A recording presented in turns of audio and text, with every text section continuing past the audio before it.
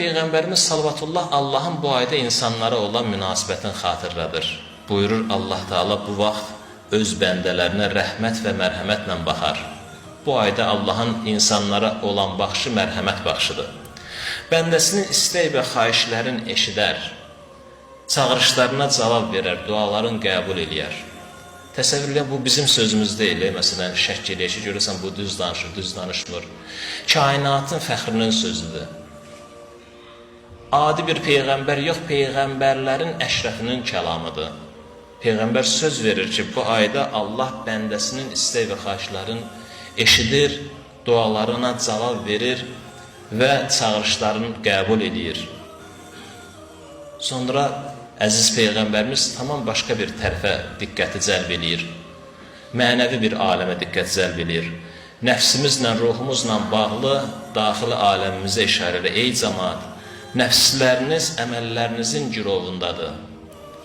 Yəni, insanın nəfsi və ruhu girovdur, həbs olunub.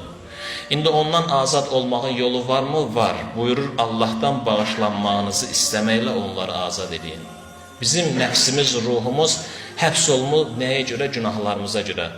Onların azadlığa çıxarıla biləcəyi bir aydır Ramazan ayı. Həzrət buyurur ki, günahlarınızdan bağışlanmaq diləməklə nəfsinizi və ruhunuzu azadlığa çıxardın. Başqa bir şey də xatırladır. Buyurur, belləriniz günahlarınızın ağırlığı ilə əyilib.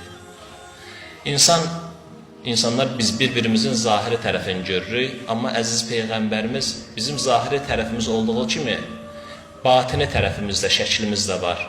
Peyğəmbərimiz bizim zahiri tərəfimizdən əlavə batini şəklimizi də görür.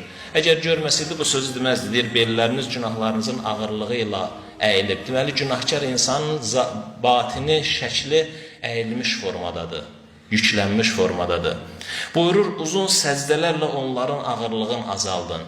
Ramazan ayı bir fürsətdir ki, insan batini şəkli ki, günahlara görə əyilib, yük daşıyan insan necə əyilər? Ağır yük daşıyan. Günahlar da insana bir yük timsalındadır ki, Həzrət buyurur, uzun səzdələrlə onların ağırlığını azaldın. Bilin ki, uca yaradan müjdə verir. Uca yaradan namaz qılanları və səzdə edənləri əzaba düçar etməyəcəyinə söz verib.